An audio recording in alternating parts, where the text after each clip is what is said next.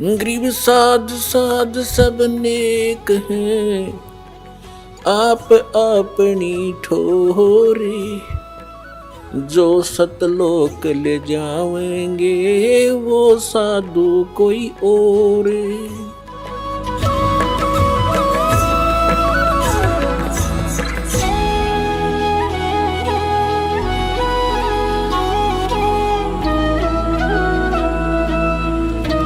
ಈಗ ಏನ್ ಹೇಳುತ್ತಾರೆ? ಜೀವಿತ ಬಾಪ್ಗೆಲ್ಲ ಲಠಂ ಲಠ.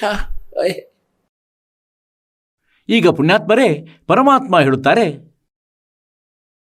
गट में शोक सलसलाई ये सूतक दिन राती, जीवित जग में जूती पड़े फिर जम तोड़े छाती।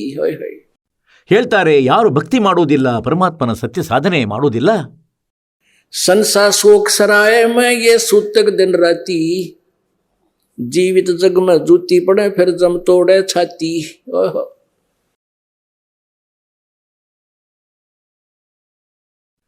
ಪುಣ್ಯಾತ್ಮರೇ, ಇದು ಇಂತಹ ಒಂದು ಆಳ ಜ್ಞಾನವಾಗಿದೆ, ಇಂತಹ ಒಂದು ಆಳವಾದ ವಚನವಾಗಿದೆ ಪರಮಾತ್ಮನದು. ಇದು ನಿಸ್ಸಂಶಯವಾಗಿ ಸರಿಯಾಗಿದೆ. ಆದರೆ ನಾವು ಇದರಿಂದ ಬಹಳಷ್ಟು ದೂರವಿದ್ದೆವು.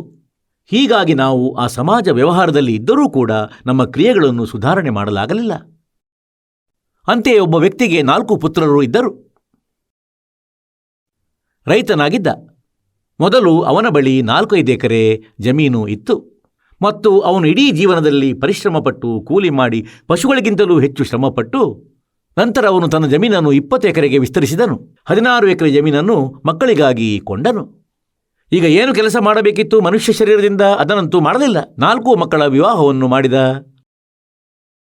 ಈಗ ಮಕ್ಕಳು ಬೇರೆ ಬೇರೆ ಆದರು. ಮುದುಕನಿಗೆ ಲಕ್ವ ಹೊಡೆಯಿತು, ಪ್ಯಾರಾಲಿಸಿಸ್ ಆಯಿತು.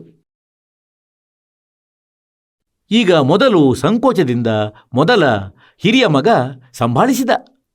1 ತಿಂಗಳ ಬಳಿಕ ಅವನ ಪತ್ನಿ ಹೇಳಿದಳು, ಅಂದರೆ ನನ್ನಿಂದಾಗದು, ನಿನ್ನ ತಂದೆಯನ್ನು ನೀನೇ ಸಂಭಾಳಿಸು. ಈಗ ಅವನಿಂದಲೂ ಆಗಲಿಲ್ಲ ಸೇವೆ ಮಾಡಲು. ಅವನು ಬಹಳ ದುಃಖಿತನಾದನು. ಸಮಯಕ್ಕೆ ಸರಿಯಾಗಿ ಸ್ನಾನ ಮಾಡಿಸಲಾಗ್ತಿರಲಿಲ್ಲ, ಊಟ ತಿನ್ನಿಸಲಾಗ್ತಿರಲಿಲ್ಲ, ಕೆಲಸ ಕಾರ್ಯಗಳಲ್ಲಿ ತೊಡಗಿರುತ್ತಿದ್ರು. ಆಗ ನಿಧಾನವಾಗಿ ಗೊತ್ತಾಗುತ್ತಿದ್ದಂತೆ ಎರಡನೆಯವನು ಹೇಳಿದ, ಸೋದರ, ಮತ್ತು ಊರಿನ 2-4 ಒಟ್ಟಾಗಿ ಸೇರಿ ಹೇಳಿದರು, ನೀವು ಹೀಗೆ ಮಾಡಿ, ನೀನು ಸ್ವಲ್ಪ ದಿನ ಸೇವೆ ಮಾಡು ಸೋದರ, ನೀವು ತಿಂಗಳು ಮಾಡಿ 4 ಸೋದರರು ನಿಮ್ಮ ತಂದೆಯ ಸೇವೆಯನ್ನು. ಹೀಗೆ ಆರಂಭವಾಯಿತು. ಈಗ ತಿಂಗಳೂ ಆಗಲಿಲ್ಲ ಮಾಡಿ ಅವನ ಸೇವೆ. 1 ತಿಂಗಳೂ ಆಗಿಲ್ಲ. ಅವರು 1 ತಿಂಗಳ ನಂತರ ಇನ್ನೊಬ್ಬನಿಗೆ ಬಿಟ್ಟು ಕೊಡಬೇಕಿತ್ತು. ಆದರೆ ಅವನು ಸಂಭಾಳಿಸಲಿಲ್ಲ. ಅಲ್ಲಿಯೇ ಮಲಮೂತ್ರ, ಅಲ್ಲಿಯೇ ಕೊಳೆಯುತ್ತಿದ್ದವನು. ಕೊನೆಗೆ ಏನು ಮಾಡಿದರು? ಎಲ್ಲ ಸಂಬಂಧಿಕರು ಸೇರಿದರು. ಈಗ ಅವರು ಹೇಳಿದ್ರೇನೆಂದರೆ, ನೀವು ಹೀಗೆ ಮಾಡಿ, ನಿಮ್ಮದು ಇಷ್ಟು ಜಮೀನಿದೆ, 4 ಸೋದರರಿಗೆ 4 ಪ್ರಕಾರ 16 ಮತ್ತು 4 ಮುದುಕನಿಗೆ ಭಾಗ ಬರುತ್ತದೆ. ಇವನ ಭಾಗದ 4 ಎಕರೆ ಬರುತ್ತವೆ, ಅದನ್ನು ತೆಗೆದುಕೊಳ್ಳಿ ಮತ್ತಿವನ ಸೇವೆ ಮಾಡಿ. ಯಾರು ಮಾಡುವಿರಿ? ಆಗ ಚಿಕ್ಕವನ ಪತ್ನಿ ಹೇಳಿದಳು, ನಾವು ಮಾಡುತ್ತೇವೆ, ಆ ದುರಾಸೆಯಿಂದ. ಈಗ ಅವರು ಇಟ್ಟುಕೊಂಡರು. 1 ತಿಂಗಳು ಆಗಿಲ್ಲ. ಅವರ ಸೇವೆ ಮಾಡಿದ 20 ದಿನಗಳಲ್ಲೇ ಹೇಳಿದಳು, ನಿನ್ನ ಜಮೀನು ಬೇಡ, ಏನೂ ಬೇಡ, ಈ ಮುದುಕನನ್ನು ತೆಗೆದುಕೊಂಡು ಹೋಗು, ನಮಗೆ ಅಗತ್ಯವಿಲ್ಲ. ಪಂಚಾಯಿತಿ ನಡೆಯಿತು.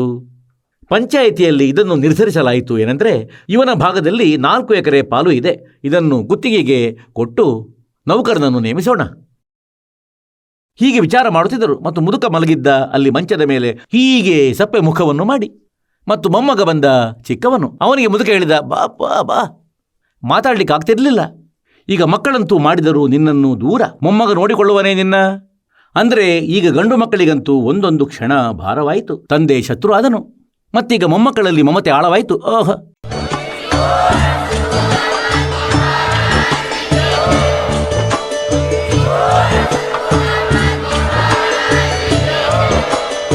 ನೀವು ಕೇಳಿದ್ದೀರಿ ಜಗದ್ಗುರು ತತ್ವದರ್ಶಿ ಸಂತ ರಾಮ್ಪಾಲ್ ಮಹಾರಾಜರ ಮಂಗಳ ಪ್ರವಚನ. ಹೆಚ್ಚಿನ ಮಾಹಿತಿಗಾಗಿ ವಿಸಿಟ್ ಮಾಡಿ ನಮ್ಮ ವೆಬ್ಸೈಟ್ www.jagadguru-rampalji.org. ಸಂತ ರಾಮ್ಪಾಲ್ ಮಹಾರಾಜರ ಶುಭ ಆಶೀರ್ವಾದದಿಂದ ಇಡೀ ವಿಶ್ವದಲ್ಲಿ 500ಕ್ಕೂ ಹೆಚ್ಚು ನಾಮದೀಕ್ಷಾ ಕೇಂದ್ರಗಳಿವೆ. ಇದರಲ್ಲಿ ಸಂತ ರಾಮ್ಪಾಲ್ ಮಹಾರಾಜರಿಂದ ನಿಶುಲ್ಕವಾಗಿ ಆನ್ಲೈನ್ ನಾಮದೀಕ್ಷೆ ಕೊಡಲಾಗುತ್ತಿದೆ.